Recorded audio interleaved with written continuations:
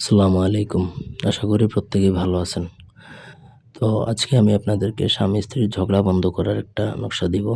পাশাপাশি দুজনের মিল মহব্বত সৃষ্টি হবে। মানে একটা নকশার ২ টা কাজই হবে। এক হচ্ছে স্বামী-স্ত্রীর ঝগড়াটা বন্ধ হয়ে যাবে। কেউ যদি ঝগড়ার জন্য তদবির করে থাকে যে স্বামী-স্ত্রীর বিচ্ছেদের, সেটাও আপনার ঠিক হয়ে যাবে। প্লাস হচ্ছে দুজনের মধ্যে খুব প্রেম ভালোবাসা সৃষ্টি হবে।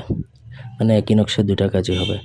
তো আপনাদের ব্যক্তিগত যেকোনো প্রয়োজন বা যেকোনো সমস্যা সমাধানের জন্য স্ক্রিনে দেওয়া নাম্বারে সরাসরি ফোনে, হোয়াটসঅ্যাপে অথবা ইমোতে যোগাযোগ করে যেকোনো কাজ আপনারা আমাদেরকে দিয়ে করাতে পারবেন, দেশে কিংবা দেশের বাইরে থেকে। স্ক্রিনে দেওয়া নকশাটা আপনাকে স্বামীর ব্যবহৃত কাপড় অথবা স্ত্রীর ব্যবহৃত কাপড় অথবা দুজনের ব্যবহৃত কাপড়ের মধ্যে লিখবেন। এক কালার কাপড়ের মধ্যে লিখবেন, না হলে নকশা লিখলে বোঝা যায় না। নকশা লিখতে হবে হচ্ছে অরিজিনাল কস্তুরীর কালি দ্বারা।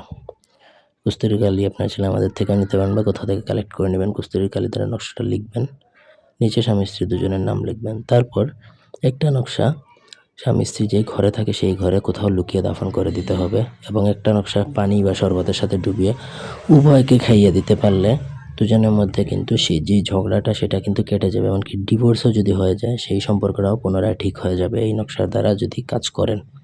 দুজনকে খাওয়াইয়ে দিতে পারলে একজন আরেকজনকে ছাড়া থাকতেই পারবে না। তাদের মধ্যে পুনরায় প্রেম ভালোবাসা সৃষ্টি হবে। ঠিক আছে? আর ঘরের মধ্যে রাখতে পারলে সেই দুজনের মধ্যে কিন্তু মিল মহব্বত যত দিন যাবে তত গাঢ় হবে। এক পর্যায়ে কোনো ধরনের তান্ত্রিক ওঝা কবিরাজ কেউ কিন্তু আর তাদের সেই সম্পর্কটা আর কাটাতে পারবে না বা নষ্ট করতে পারবে না। আশা করি বুঝাইতে পারছি। তবে যদি কোনো কিছু বুঝতে অসুবিধা থাকে আমাদের সাথে কমেন্টে জানাতে পারেন। আমি কমেন্টে রিপ্লাই দিয়ে বুঝিয়ে দেওয়ার চেষ্টা করব।